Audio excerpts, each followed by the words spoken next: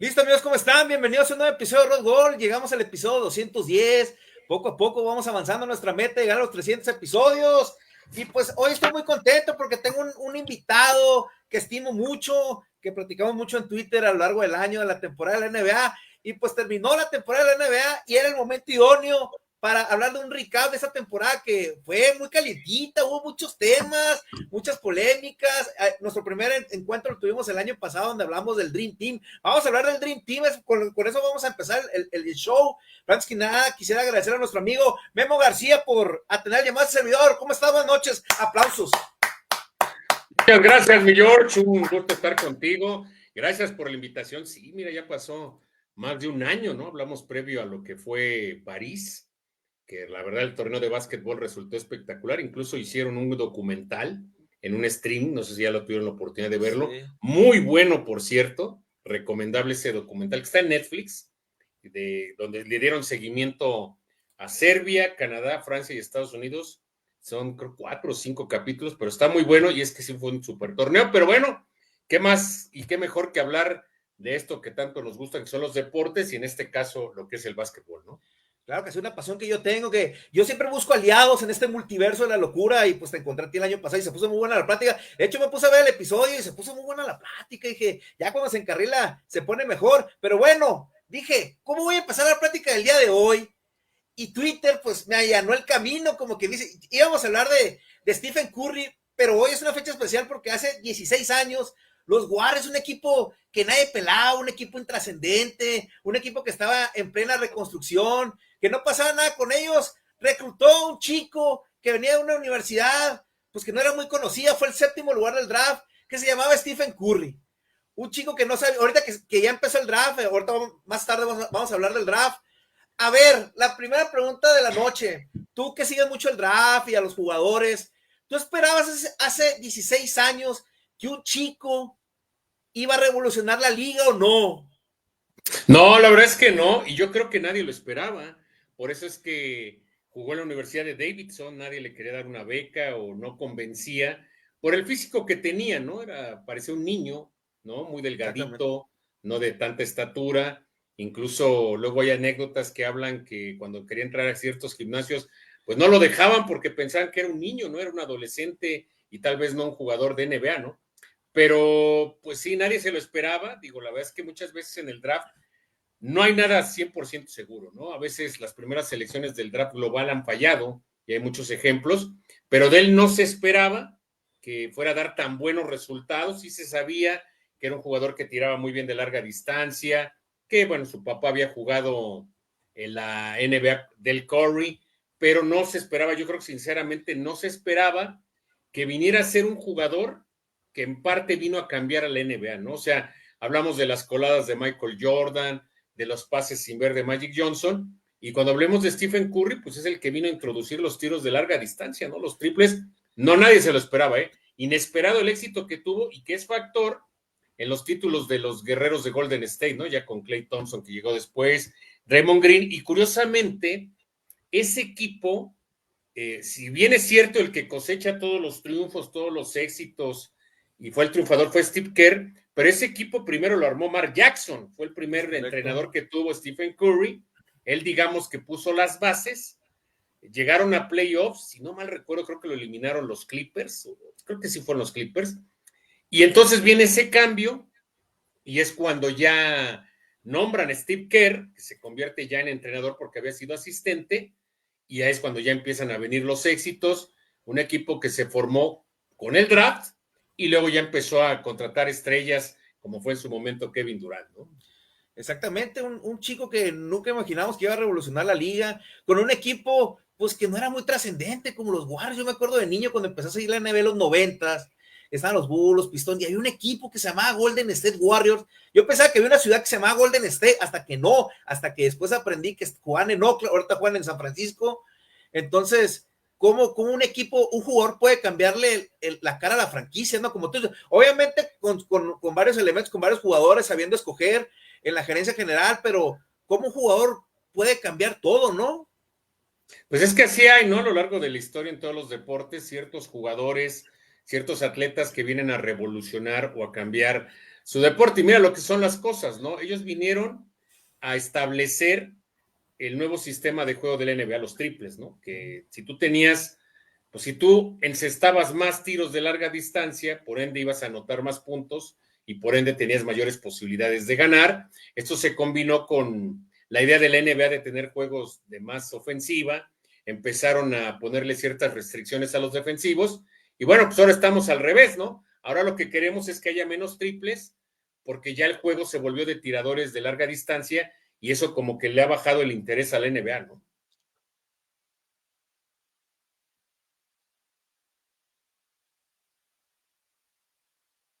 ¿Estamos? Ahí estamos.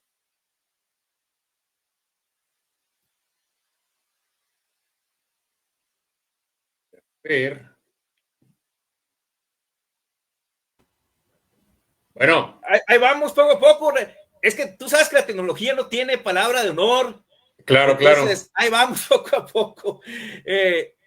Muy buena explicación de lo que dijiste de Stephen Curry. Pero a ver, yo quería empezar esta plática contigo porque pasó algo extraordinario en París. Y me guardé un año desde el anterior episodio que tuvimos, porque para mí el básquetbol ha tenido sus momentos históricos a lo largo de la historia, las cosas de Jordan, etcétera. Hablamos del Dream Team que se formó a raíz del dominio de Yugoslavia y la Unión Soviética a finales de los 80s y los gringos se enojaron y formaron el Dream Team y ya metieron a los profesionales y todo ese rollo. En París sucedió algo extraordinario. Aquella final con Francia, la actuación, el final de Stephen Curry, los 3 tiros de 3, fue para mí de los momentos más grandes que ha tenido el básquetbol en la historia. Si tú por ejemplo, yo te lo platicaba en un tweet, que si, ¿qué juego te gustaba de juego 7 de las finales? Que es el que más recuerdo, tú me dijiste el del 2016 por el bloqueo de LeBron al final, ¿no? ¿Tú piensas que la actuación de Curry en esa final, al final, cuando metió los 3 tiros de 3, ha sido los momentos más grandes de la historia del básquetbol o no? Pues es parte, ¿no? Es que es bien complicado quedarse con uno, ¿no? Ahora, es una realidad que Estados Unidos sufrió mucho, ¿no? Ya lo vimos que ya las ventajas se redujeron, aún llevando a sus mejores jugadores, les costó todavía en la semifinal contra Serbia, estuvieron cerca de quedar fuera, de perder, Serbia se quedó a nada, y luego en París igual, ¿no? De no ser por Stephen Curry y su tremenda capacidad de tirar de larga distancia. Si no hubiera estado él, ni Kevin Durant, ni LeBron James, yo no sé qué hubiera pasado con Estados Unidos. Y yo no sé, porque seguramente no van a estar para Los Ángeles, cómo va a estar ese equipo, porque son 3 GOATs, ¿no? 3 dioses, 3 íconos en la actualidad del NBA. Y la verdad, no hay un jugador ahorita o jugadores que puedan asumir ese liderazgo, que puedan asumir ese rol de protagonismo y de definir esos juegos tan cerrados. Si no hubieran estado ellos 3, yo no sé qué hubiera pasado. Ahora, lo de Curry, pues sí, quedan ahí esos triples, ¿no? Pero ha habido otros momentos en la historia de Juegos Olímpicos, no necesariamente con Estados Unidos, sino en otros juegos. Por ejemplo, en Atenas 2004, por ahí hay una canasta de Manu Ginóbili en el último segundo que terminan ganándole a Serbia, si no estoy mal. Serbia. Y que fue clave para después ya avanzar y de ahí se enfilaron para ganar la medalla de oro y ganarle la final a Italia. O sea, hay, por ejemplo, ya más antes, en 1972 en Múnich, hay un jugador, Sergei Belov, fue la primera vez que Estados Unidos perdió en los Juegos Olímpicos la medalla de oro. Fue que aparentemente ya se había acabado el tiempo, en el último segundo anota la Unión Soviética, hubo una protesta, los jugadores de Estados Unidos no salieron a recibir su medalla y la Unión Soviética se llevó el oro y le ganó la final a Estados Unidos. Entonces hay muchos momentos, ¿eh? No, por ejemplo, otro te va a decir aquella clavada de Vince Carter en los Juegos Olímpicos de Sydney, cuando salta por encima de Frédéric Weiss, jugador francés, que pues, las piernas pasaron por encima de la cabeza de este jugador, ¿no? Y de las clavadas más recordadas de la historia y tal vez la mejor en la historia de los Juegos Olímpicos. Hay muchos momentos, sí, el de Curry va a entrar en esa lista, pero hay muchos, o sea, podemos hablar horas y horas de varios momentos que ha habido así. Muy bien, porque el momento del partido estaba tenso, Francia estaba cerca, Estados Unidos estaba pues aguantando la presión y de pronto llegó Stephen Curry, le dijo a LeBron, dame la bola, le dijo, dame la bola, y ahí demostró por qué es lo que es hoy en día. Y el primer triple, lo que me impresiona de Curry es la precisión que tiene para los tiros, es algo inhumano, o sea, O sea, tú puedes ser buen tirador, ya muchos le dicen que es el mejor tirador de la historia. ¿Para ti es el mejor tirador de la historia o no? Sí, de acuerdo. Y mira, de hecho, en este documental que les decía, entrevistan a Nicolás Batum y él decía, ese tiro que hizo, uno de los 3 tiros que hizo, solo lo puede hacer él. Y sí, esos tiros que hizo él, o que hizo en ese juego, solo los podía hacer él, nadie más. No, es que O sea, sin duda, es el mejor tirador en la historia de la NBA. Del básquetbol en general, del no solo básquetbol. del NBA, el básquetbol mundial en general, ¿no? Pero sí, los tiros que él hace solo él los puede hacer. El grado de dificultad con los que los puede lograr, a veces apoyado en un solo pie, a veces no en una muy buena posición, solo los puede hacer él, nadie más. Sí, impresionante. Si lo pudieras definir en una palabra, Curry, ¿cuál sería? Híjole, pues impresionante sería, ¿no? O sea, es impresionante lo que hace. O sea, la facilidad que tiene. Incluso ustedes pueden ver videos que se han hecho hasta virales, cómo entrena él y cómo practica previo a los juegos. Y muchas veces, No sé. desde la entrada a las tribunas y eso, lanza tiros desde una esquina y logra los encestes, ¿no? O sea, parece que el límite se lo pone él, ¿no? Y cada vez intenta tiros con un mayor grado de dificultad, ¿no? O sea, no hay imposibles para él, pero sí es impresionante. Esa sería la palabra, impresionante lo que hace. Sí, impresionante. Y es un jugador que ha marcado pauta en la liga, es un histórico. ¿Te gusta? No, no le vas a Golden State, no, pero Sí, no, dice, pues es un jugador que atrae a las masas, ¿no? Yo Por siempre su estilo comparo, espectacular de tiros, ¿no? ok, yo siempre comparo a Stephen Curry con Rafael Nadal, que tiene que ver el tenis con el básquetbol. Pues Rafael Nadal llegó en una época en que parecía que iba a monopolizar el tenis Roger Federer, y pues llegó Rafael Nadal y le hizo competencia y le ganó varios torneos. Pues Stephen Curry se lo hizo con LeBron James. Sí, de cierta manera, De ¿no? cierta manera. También hay que decir, pues no solo él, también los jugadores que tenía a su alrededor. O sea, son los íconos de la NBA, ¿no? Stephen Curry, LeBron James y hasta cierto punto también Kevin Durant, ¿no? Kevin Durant. Entonces, pues bueno, vamos a dejar de un lado a Stephen Curry, que tenemos que hablar de él. Ya lo tenía aquí en el pecho para platicar de lo que pasó en París. Vamos a hablar del presente, vamos a hablar de las finales. ¿Qué te parecieron las finales de la NBA? ¿Qué te pareció el campeón? Siempre hago una pregunta muy básica que parece que ahora sí queda Doc, que si el campeón fue el mejor equipo de la temporada. Yo pienso que sí, porque Oklahoma pues, fue de los primeros lugares fue el primer lugar del oeste. ¿Qué te pareció Indiana? ¿Qué te pareció la serie en general? ¿Te gustó o no te gustó? Dame tu análisis. Mira, la final estuvo sensacional, una final cerrada, pareja, que se definió en algunos juegos en los últimos segundos. La verdad es que, desgraciadamente, los dos equipos que llegaron fueron de mercado pequeño, ¿no? Posiblemente si hubiera sido Boston, Lakers, Knicks, seguramente hubiéramos tenido unos ratings altísimos, porque la final no defraudó, se fue a 7 juegos, fueron juegos en términos generales cerrados, apretados, interesantes, defensivos, ¿no? Que Ofensiva. ahora que hablamos que de muchos puntos, bueno, aquí fue defensivos. Y merecido, ¿no? Lo del Thunder, un equipo que me parece que le cae bien a la NBA, yo lo escribí en Twitter. ¿Por qué? Porque es un equipo que no se hizo con superestrellas o abriendo la cartera o jalándome figuras de otros equipos. No, este equipo tardó alrededor de 5 años a llegar a esto. Es un equipo que en su momento tuvo a Kevin Durant, a James Harden, a Russell Westbrook, a Paul George, se fue desprendiendo de ellos. Llegó un momento en que los cambiaron por selecciones colegiales, incluso Shai Gilgeous-Alexander llegó en un cambio por Paul George, ¿no? De los Clippers. Pero bueno, se fue deshaciendo de sus estrellas, muchos equipos lo hacen, ahorita ya lo estamos viendo un poquito con Boston, por luego ya el tope salarial no te da, el impuesto de lujo, entonces llega un momento en que los equipos tienen que reestructurarse, ¿no? Y este equipo eso apostó con Sam Presti, el gerente general, que bueno, nos vamos a deshacer de nuestros activos, vamos a trabajar en un proceso a largo plazo, vamos a conseguir selecciones colegiales, ir armando el equipo de a poco, y así lo fueron haciendo, ¿no? Llegó Shai Gilgeous-Alexander, se llenaron de selecciones colegiales, muchas de primera ronda, de hecho todavía tienen muchas selecciones colegiales para los próximos 4 o 5 años, es un equipo que aparentemente puede ser una dinastía, ¿no? Entonces llegó Shai Gilgeous, luego seleccionaron a Jalen Williams, luego trajeron a Chet Holmgren, y luego ya esos pequeños, bueno, a Luguentz Dort, que es un jugadorazo, que es el prototipo del jugador actual de la NBA, ¿no? No es una superestrella, pero es un gran defensivo perimetral y un gran tirador de tres. O sea, esos jugadores son cotizados y son muy útiles en la NBA, pero son muy difíciles de encontrar, ¿no? Porque no es una superestrella, pero es un jugador muy necesario, ¿no?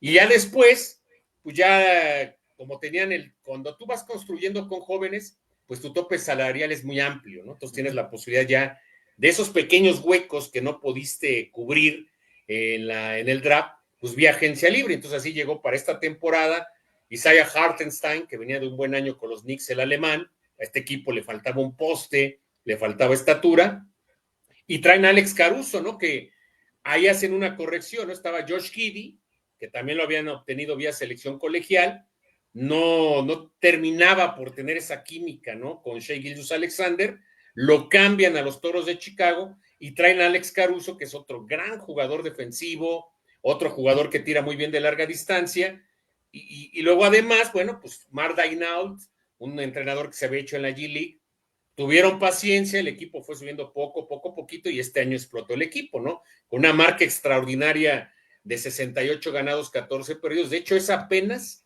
el cuarto equipo en la historia que gana 84 juegos en una temporada. Los 68 que ganó, más los 16 que tuvo que ganar para ser campeón, ¿no? La verdad es que estábamos acostumbrados a una NBA, ¿no? De llenarse de super equipos y de Big Threes y de superestrellas. Este equipo ya puso el modelo que si tienes paciencia y no te apresuras, puedes armar un equipo ganador a través de selecciones colegiales y solo complementarlo con algunos agentes libres. La verdad, para mí se me hizo extraordinario. Un equipo además que de los equipos en cuanto a nómina fue el número 3, o sea, no fue de los que más gastó, ¿no? Entonces, el gastar mucho dinero ya no te garantiza nada en ningún deporte, ¿no? Lo hemos visto en el béisbol, lo vemos en la NBA, el NFL no tanto porque hay tope salarial y están de igualdad de circunstancia en lo económico, pero aquí me pareció extraordinario y justo que el Thunder fue el mejor, que haya sido el campeón, la final extraordinaria y mi reconocimiento para Indiana, ¿no? Porque se convirtió en un caballo negro, ¿no? Fue una revelación, lástima lo de Tyrese Haliburton, ojalá que hubiera jugado, no sabemos si hubiera sido diferente, posiblemente sí, posiblemente no, sin duda fue, junto con Shai Gilgeous-Alexander, los dos mejores jugadores de todos los playoffs, y es una pena porque Indiana ya tiene una base el próximo año en el este, ante los cambios que va a haber en los Celtics, las lesiones que hay en Milwaukee, parece que en el este va a estar muy abierto, ¿no? Pero ahora, pues Haliburton con esta lesión del tendón de Aquiles, pues igual no juega, ¿no? Pero la final estuvo extraordinaria, muy buena final, la verdad emotiva, con roces, con contacto, con pocos puntos, juegos cerrados, donde desgraciadamente esto de Haliburton al final, ¿no? Pero muy justo y muy merecido, y me parece que también ya va a ser momento, porque creo que no se le daba el valor que merecía a Shai Gilgeous-Alexander. Ya entre la conversación de un Jokic, de un Luka Doncic, de un Giannis, ya se siente en esa mesa para ser un top 5 de la liga. Es lo que es la siguiente pregunta que te me adelantaste, pero es lo que te iba a preguntar. ¿Cómo ves a Shai? Sí, fue el MVP de este año porque, acuérdate que el año pasado en una conversación que teníamos, era lo que había dicho Shaquille O'Neal, que el año pasado el MVP no era Jokic, era Shai. No, para mí era Shai, dijo, pero se le dieron a Jokic porque es más mediático. Este año estuvo muy parejo la lucha porque un temporadón tuvo Jokic. Yo no sé cómo le hace porque no entrena el amigo, yo creo. O sea, es un talento tremendo lo de Jokic y tuvo números bestiales así. Entonces, parecía que era al revés. Como que la NBA lo quiso compensar, pero para ti, Shai fue el MVP de la temporada o no? Mira, hay que establecer, el mejor jugador de la liga es Nikola Jokic, ¿no? Ok. Si en este momento dice, a ver, ¿quién es el mejor jugador? Es él. Pero en cuanto a las temporadas, estaban muy parejos, o sea, era muy difícil, ¿no? Elegir uno. Fueron los dos mejores. Jokic y Shai Gilgeous-Alexander fueron los dos mejores de esta temporada. Pero la verdad, el valor que tiene uno en cada equipo, ¿no? Obviamente Denver sin Jokic no es nada. Y acá, aunque tiene buenos complementos, pues ya lo vimos, ¿no? El Thunder, aunque es el mejor equipo de la liga y que tiene muy buenos complementos, buenos jugadores defensivos, buenos ofensivos, Shai es la base, es la clave en ese equipo, es el jugador, pues para mí, si en el mejor equipo tú eres el mejor, pues para mí también es el mejor en esta temporada, ¿no? Yo creo que es merecido. Si hubiéramos hecho al revés también yo hubiera pensado era injusto. Sí, Jokic estuvo espectacular, ¿no? Pero para mí, Shai fue el mejor de esta temporada, aunque el mejor de la liga sigue siendo Nikola Jokic. Nikola Jokic, es que tuvo números bestiales, ese juego, cuádruples dobles, Pero mira, tremendo, muchas veces eso también puede ser un cierto punto engañoso. Yo no quiero demeritar, ¿no? Lo de sus triples dobles, las asistencias y rebotes, pero muchas veces también esas estadísticas se inflan, entre comillas, porque si tú no tienes un soporte, un respaldo amplio de tus compañeros, pues te tienes que echar el equipo al hombro, ¿no? Y Shea, en esta postemporada, digo, esto ya no cuenta para la votación al MVP, pero los juegos de 30 puntos que consiguió, o sea, es un jugador que te hace diferencia, o sea, por supuesto que ahorita en este momento yo creo que los dos mejores y un poquito atrás estarían Giannis y Luka Doncic, pero ahorita los mejores son Jokic, me parece primero, y luego Shea. Entonces tú ves a Oklahoma ganando más campeonatos en el futuro. Puede ser, porque mira, tiene el núcleo, Tiene la no va a base. perder a ningún jugador importante. Y además, fíjate, su primera selección del año pasado, Nikola Topic, jugador serbio, no jugó por problema de ligamentos, pero es un prospectazo. Y este año ya agarraron 2 jugadores más. O sea, y todavía tienen más selecciones colegiales. El problema vendrá cuando ya le tengan, o sea, a Shea Gilgeous le van a dar un contratazo próximamente. Ya se le va a vencer el contrato y le van a dar una extensión donde se habla que él podría ser el primer jugador en la NBA que gane entre 70 y 80 millones de dólares por temporada. Pero después vas a tener que darles contratos amplios a Jalen Willis y Chet Holmgren y es ahí cuando el equipo puede cambiar.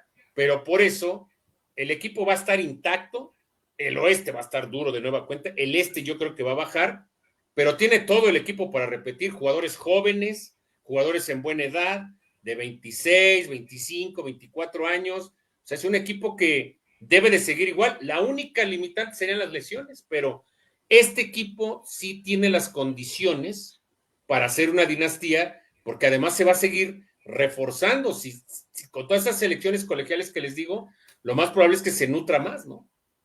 Ok. La siguiente pregunta es, voy a hacer una conexión con la NFL, porque la NFL lo que pregona es hacer una liga muy pareja, muy equilibrada, por eso el draft, el más malo agarra el más bueno de los prospectos para que sea una liga equilibrada.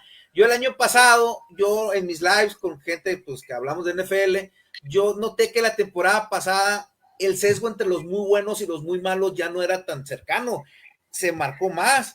Había récords de 11-1 en la NFL en la temporada, 12-2, y los muy malos ya en semana 10 ya les daban la bendición. ¿Cómo ves la NBA hoy en día entre los equipos? ¿Ves una liga pareja en general o hay un sesgo entre los muy buenos y los muy malos? Mira, sucede algo muy particular. Creo que se ha abierto mucho la brecha entre el oeste y el este.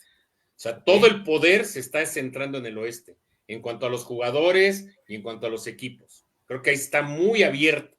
O sea, la verdad es que el este como que se ha ido debilitando en los últimos años. Y ahorita con lo que les decía, ¿no? De Boston, que se viene una reestructuración, Milwaukee, que pues no sabemos si va a seguir Giannis, pero no van a tener a Lillard. Ahora Indiana con lo de Haliburton, en fin, ¿no? Ahí parece que es pues, impredecible, ¿no? ¿Quién va a ser? Yo creo que también, y en algo que sí ha ayudado a la liga, para que no tuviéramos de esos equipos que se llenaban de talento y que, bueno, aún así a veces no ganaban, es que empezó a poner candados en el tope salarial, a pesar de que es un tope salarial flexible y si tú lo rebasas puedes pagar impuesto, puso ciertas condiciones para que esos equipos, pues como Golden State, como Lakers, no sé, algún otro del oeste, se llenara de figuras, no, ahora ya no lo puedes hacer, porque hay un límite, hay ciertas restricciones, y antes, por ejemplo, pasaba que había jugadores que ponían en waivers, que dejaban libres, jugadores de calidad, de mucho talento, y esos equipos que eran aspirantes al título, pues los jalaban y se volvían más fuertes. No, ya la NBA puso muchos candados, muchas restricciones, y ya no te puedes formar esos equipos, entonces eso ya te lo complica. Es por eso que te decía que ahí está la clave del Thunder, ¿no?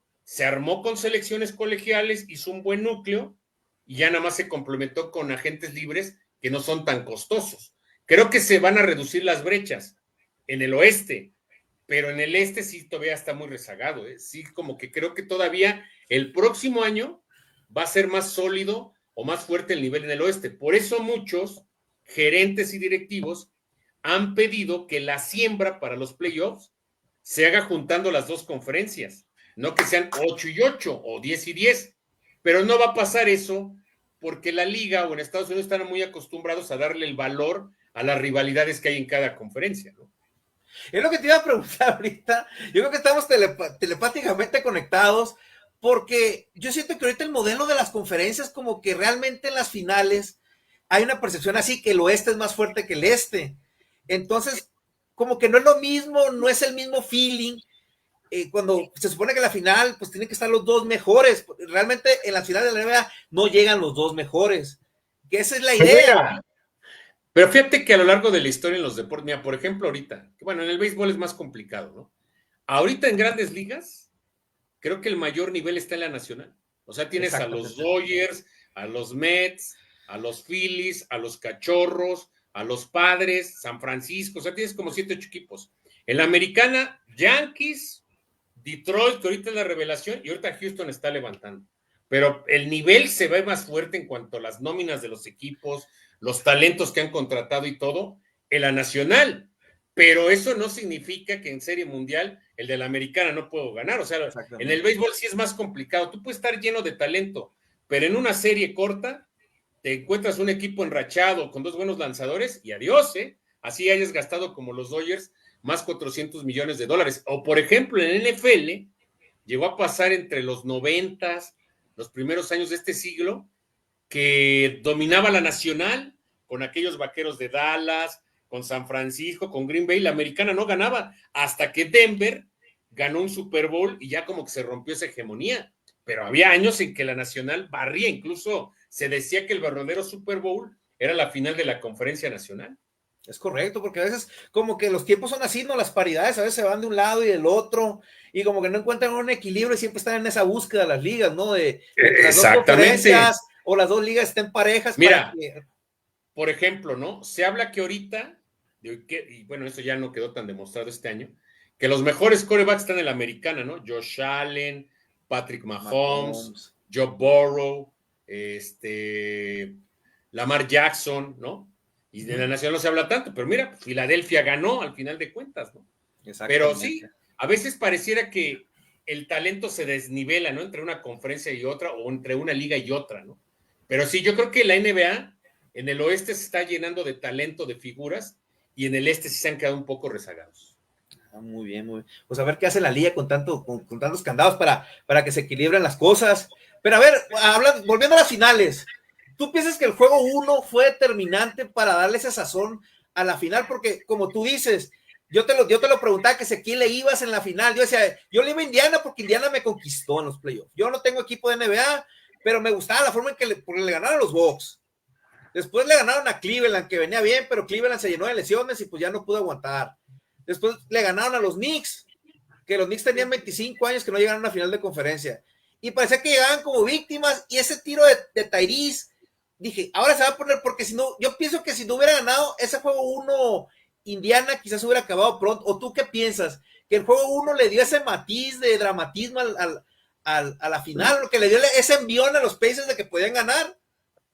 Puede ser, pero ¿sabes qué? Yo creo que ese equipo llegaba ya a las finales con la moral en el alto, ¿no? O sea, con el ánimo muy, muy arriba, porque nadie apostaba nada por ellos. Mira, yo cuestionaba un poco y he cuestionado que desde el año pasado, digo, no es culpa de ellos, ¿no? Y ahí están los famosos intangibles del deporte, que son las lesiones, que eso no lo puedes predecir. Es correcto. Pero yo decía que de cierta manera estos playoffs yo no les daba un real mérito, porque contra Cleveland se lesionaron 2 o 3 titulares, ¿no? Se lesionó Ivan Mobley, luego Donovan Mitchell, por ahí creo que también Darius Garland. O sea, Cleveland no jugó a su nivel y aparte tuvo bajas. Luego también les pasó, ¿contra quién fue? Creo que contra Boston, ¿no? Si no estoy mal. Boston. También ahí se lesionó Tatum y también tuvieron problemas, ¿no? Con los Knicks no se lesionó nadie. Y luego les había pasado también, creo que antes con Milwaukee, que se lesionó ante Tucumpo. Entonces, creo yo que de cierta manera se habían visto favorecidos. Pero ya demostraron que este equipo, la verdad, un gran reconocimiento a Rick Carlisle, los manejó de maravilla, les metió carácter, ánimo, garra, no darse por vencidos nunca. Puede ser, ¿no? Si hubiera ganado Thunder el primero, pero yo no creo, ¿eh? Yo creo que Indiana venía también jugando, sobre todo defensiva, que igual hubiera sido la serie a 7 juegos, ¿eh? Yo creo que hubieran hecho valer su localía de todas maneras. Es que era un equipo muy parejito, ¿no? O sea, como que no había un superestrella que fuera más que los demás, pues como que Tyrese era el jugador diferente, pero siento yo que Indiana era un equipo muy parejito, como tú dices, muy defensivo, que no se dejaba caer, se veía al final, ya se ponían nerviosos los Thunder, así como que iban ganando por 20, pero poco a poco ahí como la Mira, la tortuga, pum, pum, pum. Yo creo que le ayudó al Thunder, que en este caso el rival Indiana, fuera de Pascal Siakam, también era un equipo nuevo en finales, ¿eh? A lo mejor un equipo experimentado y eso, a lo mejor podía haber aprovechado esa primera victoria, ¿no? Meter presión. Porque sí, fuera de Alex Caruso, del Thunder, pues nadie tenía tampoco experiencia en finales de NBA, ¿no? Pero eso creo que también ayudó a tener unas buenas finales, que los dos equipos de cierta manera eran inexpertos, la mayoría de sus jugadores. Rick Carlisle ya había dirigido en finales, ya había sido campeón, pero realmente los que al final, aunque el coach de esqueme ciertas jugadas, los que terminan resolviendo son los jugadores, ¿no? Ah, muy bien, muy bien. Y a ver, la siguiente pregunta, pues es en general, ¿qué te pareció la temporada 2025 de la NBA en general? Hubo muchas noticias, Luka Doncic a los Lakers, Jimmy Butler su novela, corrieron al coach de Denver, parecía que Nikola Jokic dijo, yo también voy a ser coach, Milwaukee, ¿qué vamos a hacer con Giannis? Oklahoma, pues fue campeón. ¿Qué te parece? La eterna lucha de ser lo que platicábamos el año pasado de los ratings, que la gente estaba aburriendo porque era juego de 3 y no había ofensiva. En los playoffs volvió el básquetbol de antes, parece esos juegos equilibrados. Pero en general, ¿qué te pareció la temporada? ¿Tu recap te gustó? ¿No te gustó? Dame tu análisis. Regular, no me gustaron muchas cosas. A mí lo que me sigue sin convencer y sigo sin entender por qué pasa las lesiones, ¿no? O sea, hemos perdido muchos jugadores, sobre todo en los momentos más importantes, como son los playoffs, las finales, y es que no lo entiendo, ¿no? Porque se supone que ahora los jugadores físicamente llegan mejor preparados, ¿no? O sea, más fuertes, o sea, más preparados para el deporte que es de contacto y todo. Y además, últimamente le hemos puesto muchas limitantes a los defensivos, ¿no? O sea, están más protegidos los jugadores ofensivos. Pero no entiendo por qué ahora hay más lesiones. Antes, en los 80s, 90s, no, hombre, eran unos golpes y un contacto duro. Ahí no había limitantes para el defensivo, los roces eran constantes, los árbitros no marcaban muchas faltas, había mucho contacto y no teníamos tantas lesiones, o los jugadores jugaban a pesar de que estuvieran algo lesionados. Y entonces es lo que no me gusta, ¿no? Es una parte. Las lesiones, como que eso de que descansen jugadores, que luego esperas un juego con mucha anticipación, con ansias, ya quiero ver este juego, y luego vas viendo que descansaron 3 o que estos están lesionados, o que si son en noches consecutivas no juegan. O sea, no, eso creo que le ha pegado muchísimo a la liga. Y lo de los tiros de 3, se ha vuelto duelo de francotiradores, se ha vuelto de llego al semicírculo y intento un tiro largo, ya no hay tanto las coladas, la rotación tanto de balón, en fin, algo tiene que hacer la NBA y tiene que cambiar. Y el claro ejemplo es el juego de estrellas. Aunque ahora buscaron un nuevo modelo, terminó siendo casi lo mismo. La verdad es que incluso lo de clavadas también ya ha bajado el nivel fuera de McClung. Bueno, ahora mejoró un poquito, ¿no? Con McClung y se me fue el nombre de los rivales. Pero bueno, tuvo más oposición, hubo más calidad y hubo canastas que no las calificaron tan bien, me parece, ¿no? Pero sí, creo que no sé qué vaya a pasar, ¿eh? Este modelo de jugadores de tiros de 3, de buscar que ya se apueste a muchas posesiones, a muchos tiros, eso le ha pegado mucho a la NBA y lo de las lesiones también, ¿eh? Eso está disminuyendo el interés en la afición. Y te digo, a mí no aceptable se me hizo la temporada. Mejoró ahorita con las finales, unos que otros juegos de playoffs, pero creo que la liga sí está muy preocupada en ver cómo se puede hacer, pues para que las figuras jueguen. Digo, se puso este candado, ¿no? De que si tú no juegas más de 65 partidos, pues no puedes aspirar a un premio, ¿no? Pero pues aún así, ¿no? O sea, no. La verdad es que yo creo que por eso ha bajado los ratings, ¿no? Lo vimos ahora en el día de Navidad, pues con la NFL no le compites, ¿no? Aunque claro, la naturaleza del deporte es distinto. Allá nada más son 16 juegos y es uno por semana. O sea, la gente está ávida de ver a su equipo en casa, de ver los juegos, porque juegan una vez a la semana, aquí juegas 3, 4 veces, ¿no? Pero no me gustó en general la temporada por eso, ¿no? Se desniveló mucho, te digo, demasiados tiros de 3, ya pocas clavadas, pocas coladas, pocas penetraciones, pocos tiros de media distancia, y lo de las lesiones que se me hace terrible, terrible. Ahora, yo tengo una teoría que lo pensé en las finales y se lo estaba platicando a un amigo que también le gusta mucho el básquetbol.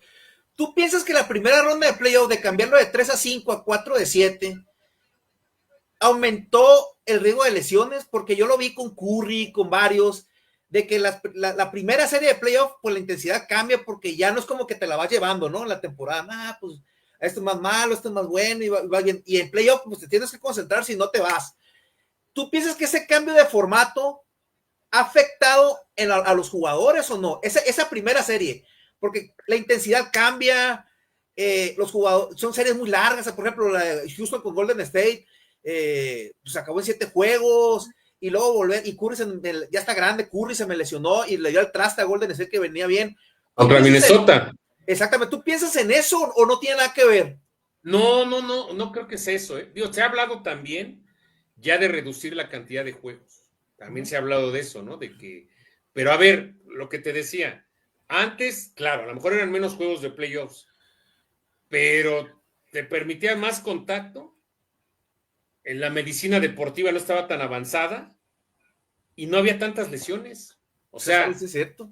O sea, no sé si ahora se preparan o consumen otro tipo de alimentación o se preparan de otra manera que a lo mejor son más fuertes y el contacto provoca más lesiones, no lo sé. De hecho, ayer entrevistaban al comisionado previo al draft, porque le dijeron, oigan, ¿no les preocupa que hubo siete jugadores que se rompieron el tendón de Aquiles y el año pasado fueron 0? Y dijo que iba a haber una investigación. De acuerdo a la NBA, todos los estudios que han hecho, en teoría no tiene nada que ver la cantidad de juegos, dicen ellos. Pero sí, te digo, me llama mucho la atención que ahora tenemos más lesiones cuando los jugadores están mejor preparados físicamente y cuando además se castiga mucho el defensivo. O sea, ya hay ya el defensivo no puede ni tocar al jugador cuando ya le marcan falta. Y entonces, por esto me llama mucho la atención. O sea, ¿qué está pasando? ¿Por qué tantas lesiones? Y aparte también, yo no sé si por estos físicos más preparados, también luego los jugadores los descansan, los guardan. Otra cosa que le ha hecho muy mal a la liga, y no sé qué se puede hacer, el famoso tanking, porque el último mes de la temporada ya ves equipos que juegan con los reservas de los reservas, ¿no? Y pues eso, pues tampoco es espectáculo, ¿no? Y mira, afortunadamente, dentro de lo malo de la lotería, pues los equipos con los peores récords no han ganado las primeras elecciones. No. Dallas la gana este año cuando era el equipo 11 en la lotería. El año pasado Atlanta cuando era creo que el 14. Y así te vas. Entonces, por un lado, qué bueno que esos equipos que tiran la temporada, que le apuestan al tanking para ver qué, no se lo lleven. Pero aún así es deprimente y es pésimo que muchos equipos ya un mes de la temporada ya juegan con suplentes, ya entregan los juegos y vemos unas palizas, y yo creo que eso también está mal. Debe de verse la manera de que los equipos, aunque tú ya sepas que estás en un proceso de reconstrucción o que sabes que ya no vas a clasificar a playoffs, pues yo creo que por tus aficionados, pues mostrar tu mejor equipo, ¿no? Dar un buen espectáculo. Claro. Sí, porque es la búsqueda de la liga, ¿no? Porque ahorita ya el estandarte es la NFL, pues hay que ganar la NFL, claro. Porque ahorita y la mira, NFL es un monstruo ahorita. Y el béisbol también ha mejorado. ¿Por qué? Pues redujeron los tiempos, ¿no? Al inicio había protestas de los lanzadores y ahora se dice que igual por reloj contador entre lanzamientos hay muchas lesiones de los pitchers, ¿no? Pero el espectáculo ha mejorado y ahora es agradable ver un juego de 2 horas y media, 2:45, pues es sensacional, perfecto, o sea, y le están tratando de cambiar otras cosas para hacerlo más dinámico y le dieron al clavo. Sí, exactamente, siempre la búsqueda, ¿no? Porque pues hay que cautivar al aficionado casual, siempre digo yo, ¿no? Mira, por ejemplo, sí, dime. En la NFL, a mí me hubiera gustado que este año hubieran aprobado lo que tenían en mente de sembrar a los equipos por récord, no por campeones divisionales, porque había equipos que tenían a lo mejor 9 ganados, 8 perdidos y tenían ventaja de local con uno que quedó 12-4. Pues no, ¿verdad? Hubiera estado bien, pero al final no lo quisieron aprobar. A ver, yo he perdido amistades, como 3, por ese mismo tema. Por ejemplo, yo digo que las divisiones ya no tienen razón de ser. Hoy en día, porque hay que explicarlo, dice que las divisiones se hacían porque antes era muy difícil viajar a... No, y además, sí, porque eran 2 divisiones.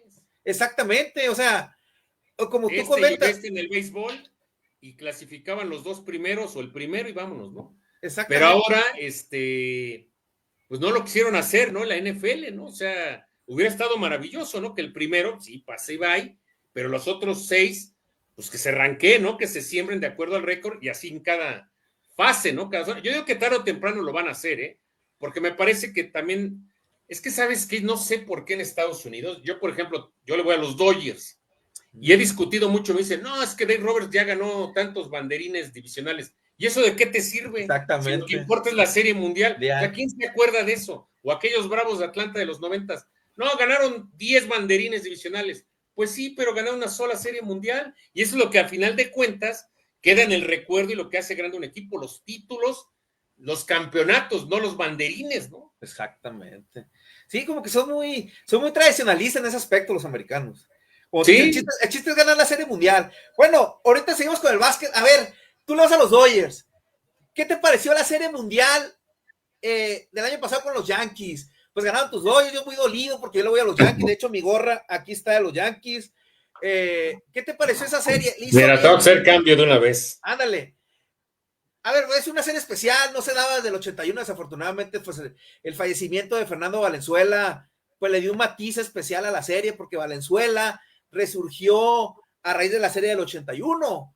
¿Qué te pareció esa serie? Freeman salió, lo odié a Freeman, lo odié, maldita sea.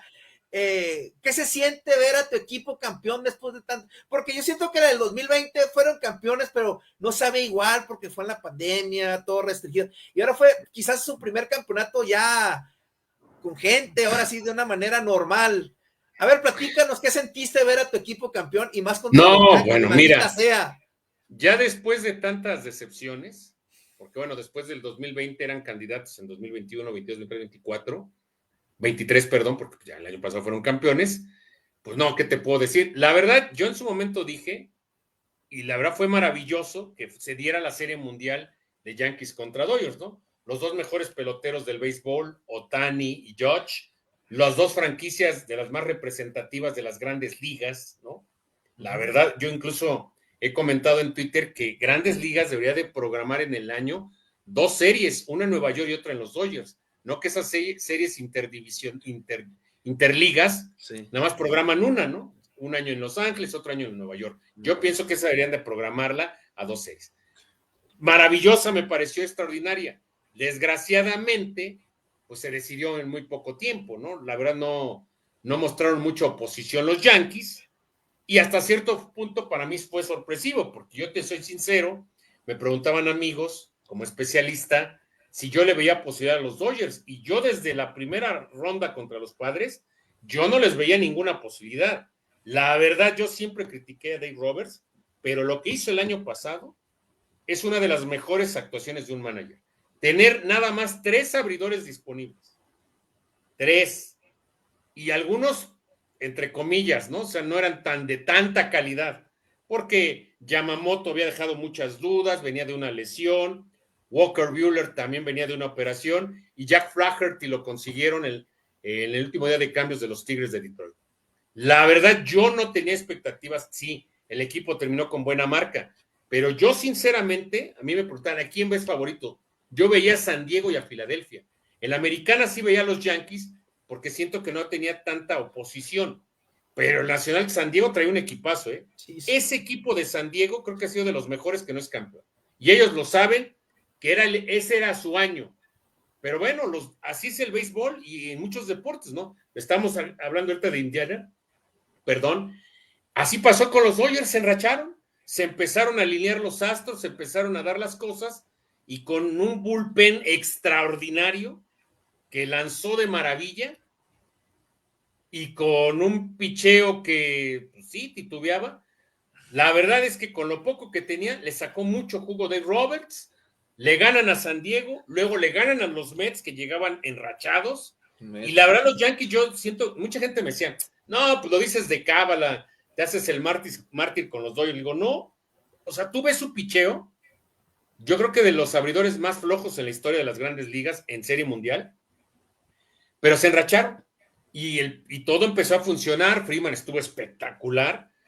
Pocos jugadores en la historia tienen una actuación de ese tipo como la que él tuvo en Serie Mundial, porque incluso Ohtani, que había estado espectacular, que ha sido de las mejores temporadas en la historia de las grandes ligas, el primer 50-50, estuvo flojo. O sea, bueno, y en el lado de los Yankees, pues decepcionante lo de Aaron Judge, ¿no? Estuvo fatal, pero también Ohtani estuvo fatal, pero Freeman, que en los años anteriores había sido una decepción de los Dodgers, que no bateaba ni 100 de porcentaje, ahora sí respondió, pero lo más increíble de todo es que jugó con un tobillo lesionado y con una costilla rota. O sea, increíble lo que hizo, ¿no? La verdad es creo que se esperaba una serie más larga, más interesante, pero bueno, al final creo que esa serie ayudó a unos ratings altos. Ojalá que se vuelva a dar, pero está complicado sobre todo para los Dodgers. Creo que en la Nacional hay muchos equipos de buen nivel. Los Yankees ahí tendrán que tener cuidado de Detroit y Houston. Pero a mí, pues, ¿qué te puedo decir? Me gustó la Serie Mundial porque ganó mi equipo. Sí, porque era una serie que se dio para que se diera, como tú dices, pues fue muy difícil porque aquella primera serie iba ganando San Diego 2-1 y parecía que los iba a volver a sacar a los Dodgers ganaron. Bueno, además, los últimos dos juegos los sacaron a piedra y sangre. Pero además, en el juego 4, sí, los Dodgers usaron puros relevistas, no tenían abridor. No tenían y luego abridor. En San Diego, además, o sea, no, increíble, ¿no? Y luego el juego decisivo, ese duelazo de picheo ahí, donde Darvish estaba espectacular, ¿no? Parecía que no le hacían daño y ya los dos jonrones, ¿no? Uno de ellos de Quique Hernández. Y luego contra los Mets, pues igual, ¿no? O sea, Flaherty, que te da una de cal y una de arena, estuvo bien. Yamamoto empezó a mostrar nivel. Y Walker Buehler, ¿no? También hizo, pero el bullpen de los Dodgers hizo una labor extraordinaria, ¿no? Fue clave junto con Freeman. ¿Tú piensas que el juego 1 de esa serie mundial condicionó la serie? Otra vez volvemos a lo de la NBA por momentos clutch, porque con Indiana y Oklahoma, ese tiro de Tyrese, pues ya no es lo mismo ir 2-0 que 1-1. Sí, no, porque en esa serie mundial, el gran slam es como el golpe que le dan al boxeador en la quijada, que no la veía venir y lo noqueó. ¿Tú piensas que ese jonrón noqueó a los Yankees o no? Sí. Yo creo que de ahí ya no se levantó Yankees, ¿eh? Ahí fue el golpe final. Mucho se cuestiona el que Aaron Boone hubiera traído a Néstor Cortés, sí, ¿no? Porque venía de inactividad, no era el pitcher ideal para Freeman, ¿no? Sí, ese juego es la clave. O sea, de ahí los Dodgers, que de por sí ya venían animados, parecía que estaban contra las cuerdas, y ese tipo de victorias viniendo de atrás y en la situación que se da, no sabes cómo ayuda al que gana y perjudica al que pierde. Y yo creo que ahí los Yankees, porque tú lo veías en el rostro de Aaron Boone, cuando ya va recorriendo las bases, Freeman, cómo se ve derrotado, abatido, ¿no? Luego ya en el juego 2, Yamamoto está espectacular, y luego en el juego 3, pues es que los Dodgers siempre tomaban ventaja, ¿no? Nunca le daban posibilidad de reacción a los Yankees. Y el juego 4 que pierden los Dodgers, pues yo siento, digo, no quiero demeritar, pero como que Robert dijo, me puedo dar el lujo hoy de perder ese juego y mañana guardo a mis mejores hombres, ¿no? Como lo hizo, ¿no? Y el quinto juego por los Yankees, esa quinta entrada, maldita sea, me quiero matar. Increíble, ¿no? Lo de Jerry Stone, lo de George, o sea, pues es que eso tiene el deporte, ¿no? Los famosos breaks que se llaman en el béisbol, ¿no? O sea, ese primer juego donde viene Freeman, donde estaban ya prácticamente a un out, donde estaba ganando Yankees y viene el jonrón, ¿no? Y luego ese juego 5, que pues una ventaja con tu mejor pitcher, pero les ganó la presión, ¿no? O sea, tú dices, bueno, estos peloteros que son estrellas, que son figuras, ¿cómo es posible que jugadas de rutina las hayan fallado, ¿no? El caso de Josh, oye, pues un elevado, ni siquiera un batazo con potencia, ¿no? No, nada. ¿Cómo es que se le cayó? Yo creo que ya la presión de que no estaba bateando, de que no estaba jugando bien, creo que le empezó a hacer mella ahí. Y el caso de Cole, yo leía comentarios que él ya no corre porque ya estaba cansado. Entonces ya como que no tuvo esa fuerza, ¿no? Además de que yo creo que mentalmente se bloqueó.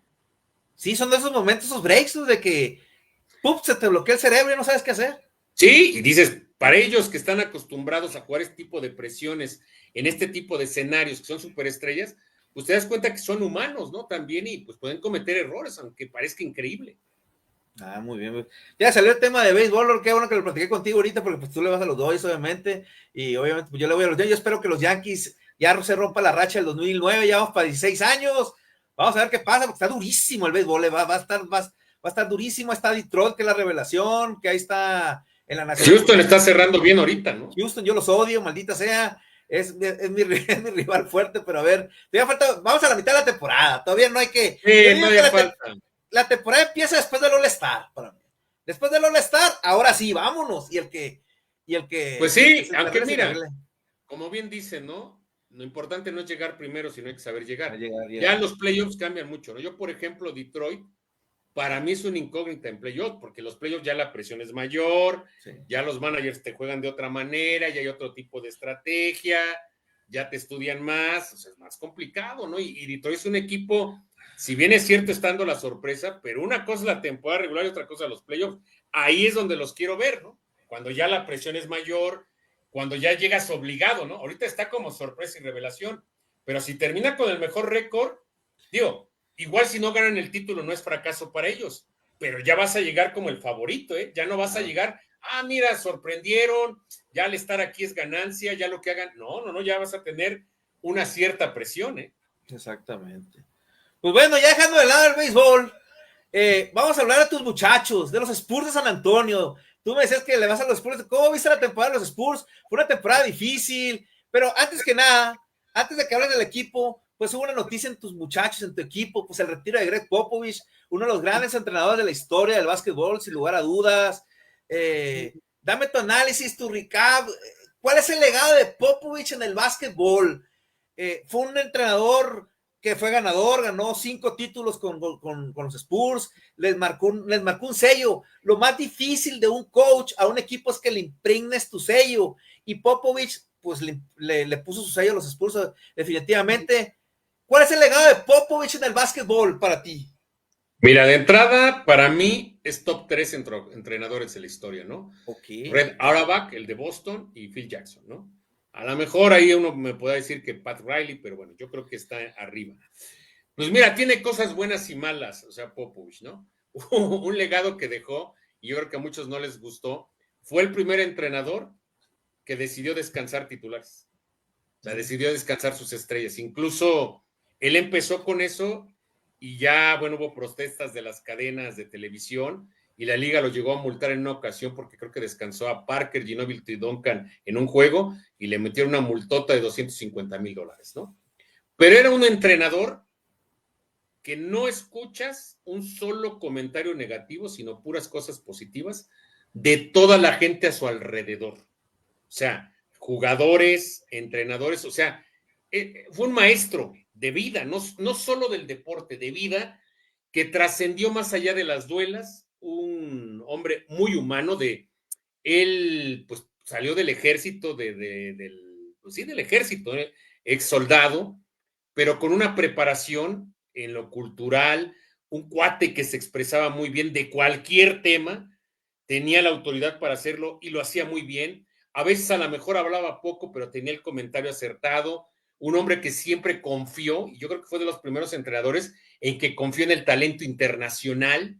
A él no le importaba de qué país vinieras, si tú te adaptabas a su sistema, a tu esquema, eras bienvenido. Fue el primero o de los primeros que decidió darle oportunidad a mujeres en su staff de coacheo, como fue Becky Hammond, que es una extraordinaria entrenadora. Y anécdotas con él hay muchísimas, ¿no?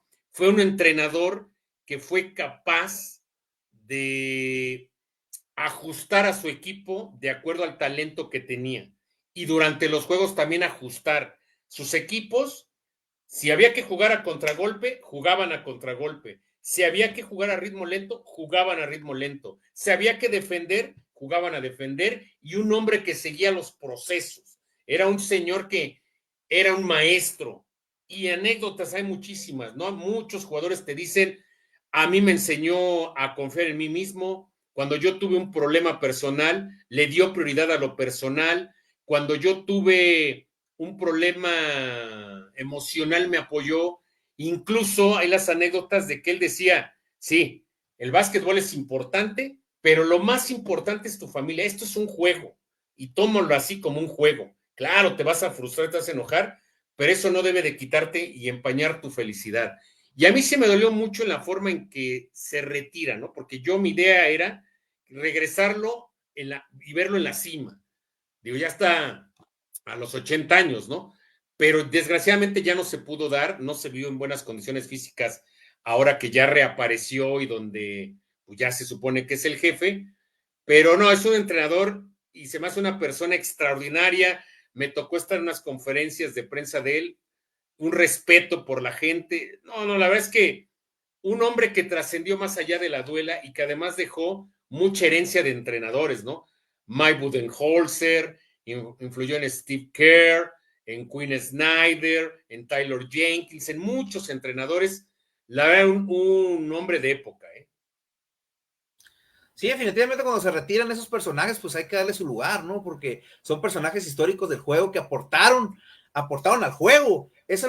Son el común denominador de los grandes a los que no son grandes. Pues, ¿qué le aportas al juego? Pues, como tú dices, en la cosa, porque un coach sí tiene que saber de estrategia, pero el lado emocional, manejar un grupo, saber qué jugador lo tienes bajo, cómo lo levantas, cómo potencializas al equipo, ¿no? Y eso es lo que hizo Popovich, por eso fue campeón tantas veces, pues. Sí, no, la verdad es que fue clave en esa dinastía de los Spurs. No, extraordinario. Afortunadamente ganó una medalla de oro, se la había negado en su momento. Y bueno, la verdad es que hasta las grandes estrellas querían jugar con él, ¿no? Porque se ganó un respeto, ¿no? Era una autoridad, era alguien que se ganaba el convencimiento de los jugadores, ¿no? Sabía cómo manejarlos, nunca se expresó mal de nadie, incluso jugadores que llegaron a salir mal como Kawhi Leonard, o sea, muy respetuoso, un cuate muy educado, mentalmente muy inteligente, muy preparado, siempre defendiendo las causas nobles, defendiendo las injusticias, en fin, un gran entrenador y una gran persona, ¿no? Y pues mira, ahora va a estar como gerente y ojalá, ¿no? Pueda ayudar en este proceso de reconstrucción de los Spurs y que puedan volver a los primeros planos. ¿Y cómo viste a tu equipo esta temporada? ¿Cómo va la reconstrucción? Fue una temporada difícil, la lesión de Wembayama pues mandó todo al Mira, traste, pero ¿cómo los viste? ¿Cómo va? Agarraron el segundo pick del draft. ¿Cómo ves a tu nuevo muchacho? mira, yo ahí A tengo ver. sentimientos encontrados, o sea, lo que fue la temporada, el equipo pintaba bien, o sea, empezó muy bien, algunos juegos que perdió con potencia los perdió apretados, y yo sentía que este equipo ya había dado un paso al frente. La verdad es que Chris Paul vino a ser de mucha ayuda. Increíble, no se lesionó, jugó toda la temporada, Sí, cuando la constante de él eran las lesiones, ¿no? La verdad es que es un jugador que aportó mucho, ¿no? Lo que quería el equipo lo hizo y lo hizo de maravilla, al igual que Harrison Barnes que llegó para esta temporada. Pero después viene la lesión de Wembayama y ahí termina. Creo que el equipo, si hubiera estado completo, creo que pudo haber peleado por un play-in, no playoffs directo, un play-in creo que sí pudo haberlo peleado, incluso, si hubiera estado en el este, se hubiera metido a play-in, pero sin duda, pero acá el oeste, como hemos platicado, el nivel es muy alto, ¿no? Muy alto. Luego, como que el equipo empezó a apostar y a hacer movimientos interesantes, que fue traer a De'Aaron Fox, que a mí en lo particular me gusta, es un gran movedor de bola, y que bueno, no pudo jugar mucho tiempo con Wembayama para encontrar esa química. Y luego está lo de este muchacho, Stephon Castle, que fue una gran revelación, jugador muy interesante, que fue su primera selección del draft, que fue también novato del año y que es un jugador. Ahora, yo te digo que tengo sentimientos encontrados porque maldije mucho la lotería, porque si hubieran quedado uno y hubieran agarrado a Cooper Flag, estuvieras muy posiblemente ante un equipo de época, porque ibas a juntar a dos talentos generacionales, dos jugadores que llegan una vez cada 20 años. Bueno, desgraciadamente les toca la selección 2 y yo veo que en todos lados se alaba, se habla muy bien de esto, que les tocó la 2, que Dylan Harper es un extraordinario jugador, en fin, de muchas cosas. Todo mundo habla, también el draft ayer seleccionan a Carter Bryant de Arizona en la posición 14, esa selección que les debía Atlanta en el cambio por DeJounte Murray, pero yo no estoy de acuerdo, o sea, a ver, el tiempo me puede callar la boca, ¿no? Y a lo mejor me equivoco, porque este muchacho Dylan Harper estaba un escaloncito o menos abajo de Cooper Flag y después de él ya están los demás jugadores que seleccionaron ayer, ¿no? Y se habla que puede ser una superestrella y que es un superjugador.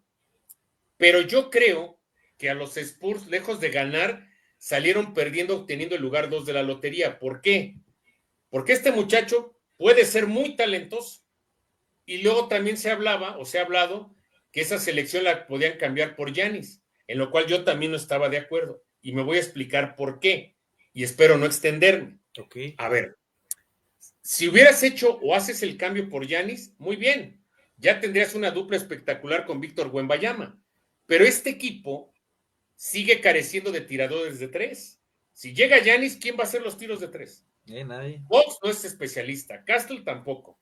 Devin Vassell no ha dado el ancho. Y vamos a suponer, llega Giannis. Giannis gana 50, 60 millones de dólares. El próximo año ya le tienes que renovar el contrato a De'Aaron Fox y te va a ganar 40, 50 millones de dólares.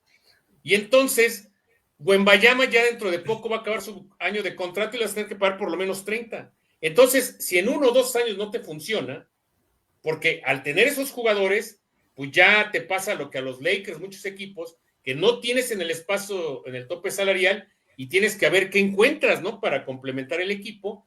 Y entonces te vas a meter en broncas con el tope salarial, vas a seguir teniendo esos huecos, que es un poste suplente y que tiradores de tres, y entonces yo creo que el equipo no va a aspirar a ganar. Se ve bonito, suena maravilloso. Uy, Giannis, Wemby y Fox, pero no, o sea, no, hay que ver el complemento, ¿no? Eso es si hubieran cambiado la selección 2, que aparentemente ya no pasó. Ahora, este muchacho Harper es un extraordinario jugador, es un gran guardia, que te puede jugar de movedor de bola o de guardia tirador.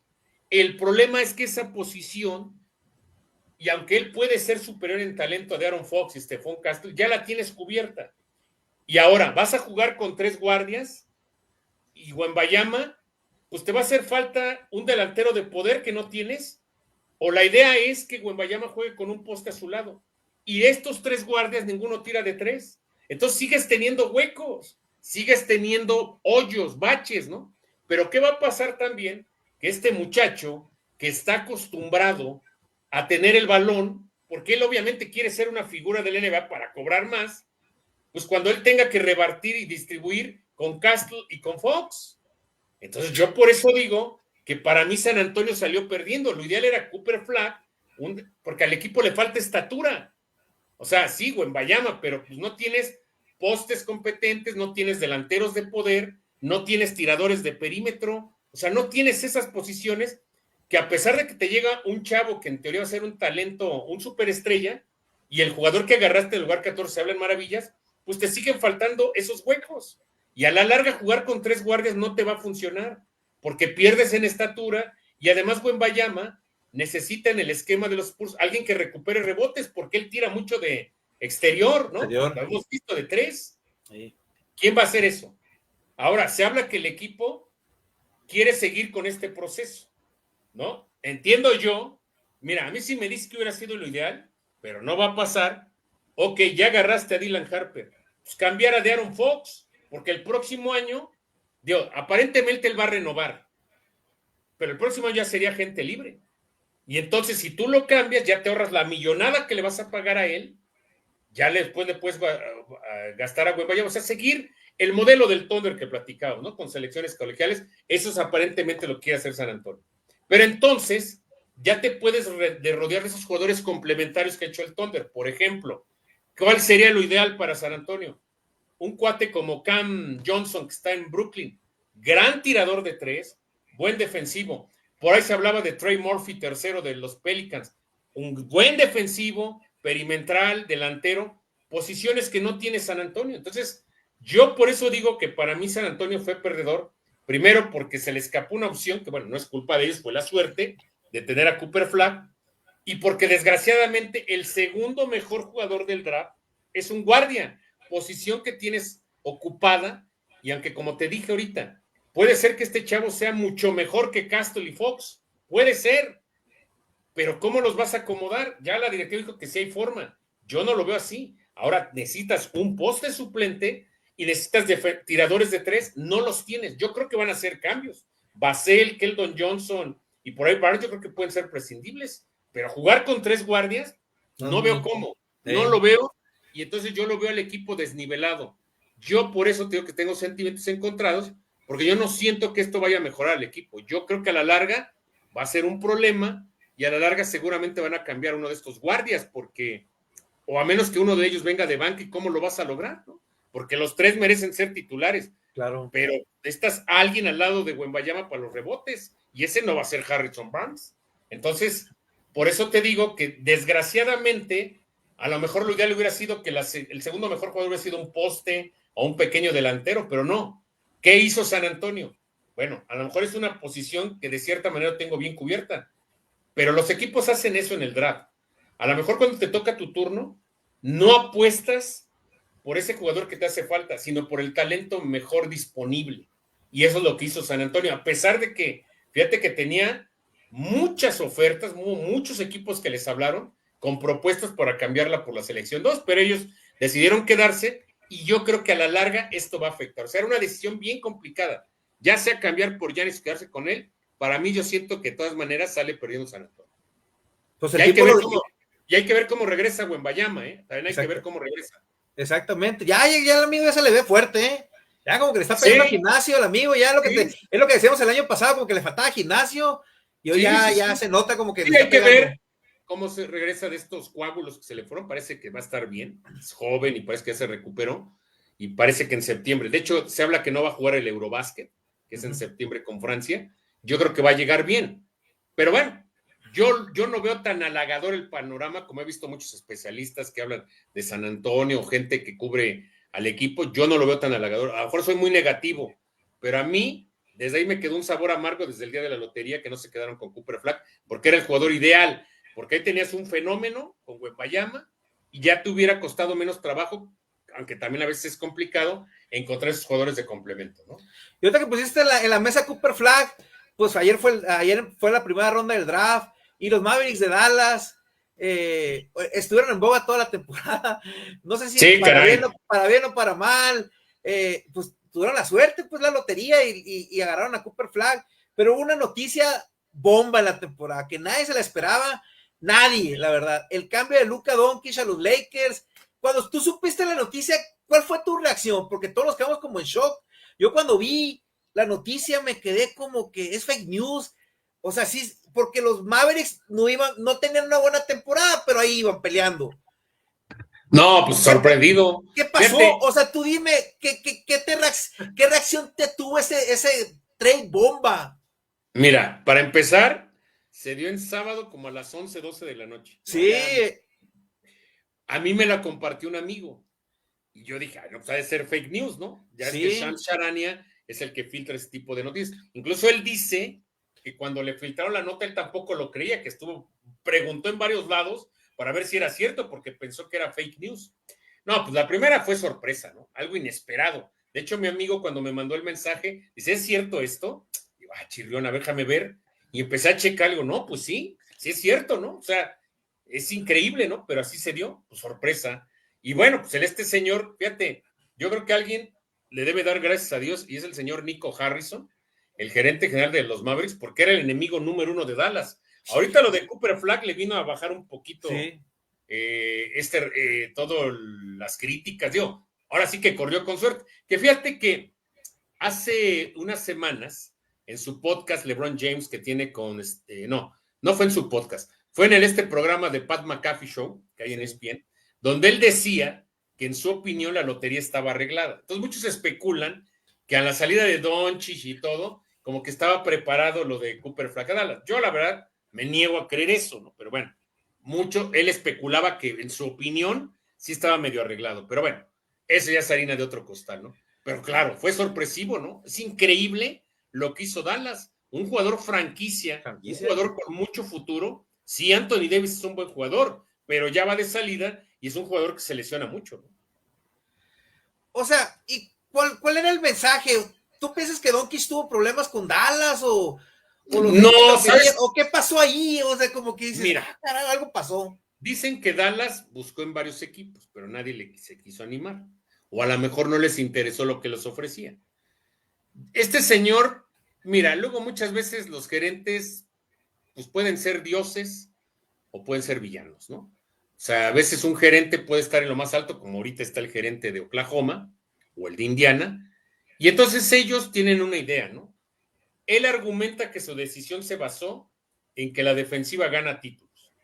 Y sí, es una realidad que Luka Doncic, digo, es un jugador extraordinario en la ofensiva, ¿no? Igual que Jokic. No defiende, pero bueno, pues entonces tienes que buscar la manera de ponerle esas piezas que le ayuden a cubrir esa debilidad, ¿no? Como pasa hasta cierto punto o ha pasado con Denver. Entonces, él argumentó en eso, ¿no? Pero la verdad es que fue una mala decisión porque, pues sí, a lo mejor no defiende, ¿no? Pero tú tendrías que ver cómo arroparlos. Es un jugador ícono, es una figura, es una estrella, es un jugador joven, que tarde o temprano es posible que gane un título, ¿no? O sea, y además querido, o sea, sonó hasta tonto lo que declaró, ¿no? Cuando ya dio su primera declaración. Es que no había dimensionado cuánto lo quería la gente. No, pues no. Entonces, ¿en qué área estabas o no ibas a los juegos o qué onda, Pues ¿no? sí. Por Dios, ¿no? O sea, el pobre hombre ya no sabía ni qué decir, ¿no? Y luego ya cuando se da que lo elimina Dallas, ¿no? Que queda fuera, ¿no? Sí. Y luego que se lesiona Anthony Davis, pues la cara no, se lesiona Kyrie Irving y luego Davis, pues su cara fue de lo peor, ¿no? De amargura. Claro. Y es cuando dicen, bueno, el deporte paga, ¿no? Las malas decisiones. Ahí la verdad también me sorprende que los dueños lo hayan respaldado, ¿eh? Pero bueno, a lo mejor los dueños no saben de básquet, este señor lo supo convencer y lo arregló, ¿no? Y bueno, ahora tiene la suerte que llega un jugador de diferentes características, pero que también puede ser un ícono de una franquicia, ¿no? A ver, jugador generacional, como se le habla. ¿sí ves a Cooper Flag siendo el líder de los Mavericks o no? Porque es lo que estábamos platicando al principio de la plática. Lo de Stephen Curry. Pues era una apuesta, venía a una universidad pues que no eran las grandes y revolucionó la liga. Y tener esa presión, yo te lo platiqué en el episodio pasado, la presión que tiene un jugador cuando eres el número 1 del draft, ¿no? Se espera mucho de ti, que casi que seas campeón. ¿Tú cómo vas a Cooper Flag? ¿Que sí se va a adaptar rápido a la liga o no? No, hombre, tiene unas condiciones enormes, ¿eh? Este Sí muchacho, lo ves con madera, mira, de ¿sabes superestrella. qué le va a ayudar? Que llegue a un equipo donde hay 2 estrellas. Cierto es, no va a empezar Kyrie Irving la temporada, pero va a estar. Y tiene Anthony Davis y va a llegar muy arropado. O sea, él no llega, no sea un Brooklyn, ¿no? Que tú eres la superestrella y que hay puros jugadores de medio pelo a tu alrededor. No, él va a tener la gran ventaja de que va a llegar un equipo que es de playoffs. Digo, no sé si de campeonato. La verdad es que Dallas se ve muy bien, ¿eh? Se ve un equipo profundo. Ahí nada más van a buscar un movedor de bola para los primeros meses, para cuando regrese Kyrie Irving. Pero cuando Kyrie Irving está enchufado y juega al nivel que sabe, y Davis está sano, tienes 2 estrellas ahí. Entonces, pues no va a tener que ser el centro de atención. Pero además, independientemente de eso, yo tuve la oportunidad de seguirlo en Duke toda la temporada. Estuvo en los entrenamientos de Estados Unidos el año pasado. Este muchacho tiene unas condiciones, es un talento generacional. Es de esos jugadores que salen una vez cada 10 o 20 años. Así como hablamos de Wembayama, así hablamos de él. Por eso te decía que mi molestia de que no ha podido quedarse Spurs, porque este muchacho tiene algo muy importante y que no encuentra jugador, liderazgo. Tiene una mentalidad enorme. Es un guerrero. Es un cuate que se crece ante la presión. Es un cuate que se puede echar un equipo, un hombre. Es un gran defensivo. Te puede cambiar un juego de muchas maneras. Hablamos mucho que los ofensivos ya lo vimos en las finales. Una jugada por ahí de Michael Bridges contra Boston, creo que fue. Las jugadas de Luguentz-Dort, de Alex Caruso. Esos jugadores a veces no les damos el valor, pero la defensiva también gana títulos. Y este muchacho tiene unas condiciones. Lo que se le critica a él es tal vez que tiene que mejorar un poquito su manejo de balón y su tiro, pero defiende bien, asiste bien, hace mejor a sus compañeros, tiene liderazgo, tiene personalidad, tiene carácter. Es un fenómeno este muchacho, ¿no? O sea, tiene todas las condiciones, quitando a los extranjeros, para ser el ícono del básquetbol estadounidense. O sea, tiene unas condiciones enormes y va a llegar a ese nivel está este muchacho, ¿eh? Por eso era tan cotizado, por eso lo es. Y este muchacho, o sea, por eso te digo que ya respiró el señor Harrison cuando ganó la lotería, porque este muchacho sí puede tomar el papel para ser la cara de la franquicia en los próximos años que tenía Doncic. Porque mira, Davis ya no le quedan muchos años y a Irving en buen nivel. Entonces este muchacho en un futuro puede ser la cara de la franquicia y a él rodearlo de talento para aspirar a títulos. No, tiene unas condiciones enormes. creo que de los mejor, puede ser uno de los mejores jugadores. De hecho, creo que ya tenía creo que desde el 79, que un jugador blanco no era la primera selección global de un draft. Este muchacho tiene unas condiciones, lo viste, ¿no? Se han visto videos contra los jugadores de Estados Unidos y todos te hablaron de maravillas, ¿eh? Te hablan de que este muchacho es un fenómeno, es una locura lo que hace este muchacho. Ok, pues ahorita, pues siguiendo con los Mavericks de Dallas, pues ¿qué te pareció el anuncio del juego en México? Pues vienen los Pistones contra los Mavericks, juego interesante, me gusta la combinación. Sí, en Día de Muertos, el 1 de noviembre, ¿qué te pareció el juego? Porque traigan los equipos buenos, decía, ya nos traen equipos acá intrascendentes, parece que la NBA tomó lista. ¿Qué te parece el juego? La verdad es que el año pasado sí nos decepcionaron, ¿eh? Sí nos vieron la cara, porque, o sea, ok, venía Jaques con Miami, pero yo no sé, había el interés de la afición, pero no tanto como ver una superestrella, ¿no? Y siempre nos traían grandes equipos. Cierto es contra un rival a lo mejor no de tanta calidad, pero uno de esos equipos traía figuras, ¿no? Y luego Washington, pues que no traía nada, ¿no? Con todo respeto, ¿no? No, yo creo que este año la NBA se ha reivindicado, porque Dallas, pues con este muchacho, Cooper Flag, que es un jugadorazo, hay que verlo porque va a ser una superestrella de la liga. Anthony Davis, esperemos que esté sano. Kyrie Irving no va a venir porque él se espera que regrese hasta enero por el problema que tiene en la rodilla. Pero Dallas es un muy buen equipo, muy atractivo. ¿Y qué decir de Detroit? Con Kate Cunningham, ¿no? Y Detroit tiene muchos aficionados en México, ¿no? Y es un equipo de playoff y que tiende a crecer. La verdad es que es muy buen juego. Ahora sí que se reivindicó, hasta incluso Lalo Nájera el año pasado decía, oigan, sí se pasó, ya hasta le dije al comisionado, pues que nos traigan equipos de buen nivel, ¿no? Pero sí es muy buen juego, ¿eh? La verdad, el simple hecho de ver a un jugador que suena para una figura como Cooper Flag, creo que con eso ya se cumplió, ¿eh? Es un muy buen juego. ¿Se lo recomiendas? ¿Recomiendas pagar una buena cantidad de dinero por ese partido? Y estoy seguro que van a volar los boletos porque te digo, los Pistones tienen muchos aficionados en México y Dallas también. Y te digo, a lo mejor la gente va a pensar que viene Kyrie Irving. No va a venir. Pero con este muchacho y con Anthony Davis, la verdad es que está muy bueno el juego, ¿eh? Está muy, muy interesante porque además van a ser dos equipos de playoffs y dos equipos, no suena descabellado que estén en los 4 primeros de sus respectivas conferencias. Ok. ¿Para ti los Pistones de Detroit fue el equipo revelación de la temporada o no? Sí. Porque venían en el piso y de pronto como una base joven, un buen coach, el equipo muy parejito y pum, nomás en la serie contra los Knicks sufrieron. Aquel juego, ¿cuál fue? El 2, ¿no? El que supuestamente se los robaron. Pero bueno, pero peleó Detroit. ¿Cómo viste a los Pistones? No. Los Pistones fueron la revelación de este año. Incluso yo decía que para mí su coach, J.B. Bickerstaff, era el coach del año, ¿eh? Aunque finalmente se lo dieron a Mark Daigneault, el de Oklahoma, que hizo un gran trabajo, porque yo siempre he sido de la idea que para mí el coach, manager, entrenador técnico del año en una liga debe de ser el que hace más con menos. Y si tú comparas los rosters, pues es mejor el de Oklahoma. Sí. Y además era un equipo que el año anterior había ganado, ¿qué? 16 juegos, sí, si no estoy 15, mal. No, se metió a playoffs y además de forma directa. Y como dices, pudo haberle ganado la serie a Nueva York, aunque tuvo que ver, me parece, el factor experiencia, ¿no? Pero no, ese equipo, por supuesto que fue la revelación. Y la verdad, como yo te decía, a mí me parece que su coach era el coach del año. Sí, vamos a ver qué pasa con los Pistones. Yo les tengo fe. Yo siempre digo que las ciudades americanas tienen una magia porque como que es por... Ahorita están bien los Lions en la NFL, los Tigres, y antes ninguno de los tres les iba bien, no les va bien. Luego otra ciudad, otros sus equipos, etcétera, etcétera. Pues vamos a ver qué pasa con los Pistones. Me gusta la combinación del juego. Voy a tratar de ir. Voy a hacer lo posible por ir. No sé cuánto voy a gastar, pero ahí me dices cómo le hago para conseguir boletos, porque van a volar, obviamente. Sí, seguramente ya en estos días ya los sacan a la venta, ¿no? Pero, no, fíjate, es que Detroit, la tendencia es que suba, ¿no? Por ahí tienen 2 agentes libres veteranos, igual si los firman, por lo que decíamos, ¿no? Milwaukee sin Lillard, y quién sabe con Giannis. Boston sin Tatum, y ya han hecho cambios. Indiana ya sin Tyrese Haliburton. Entonces, las potencias, pues ahí nada más va a estar Knicks, por ahí Orlando, Atlanta, y pues ahí los Pistones, ¿eh? No hay que descartarlos.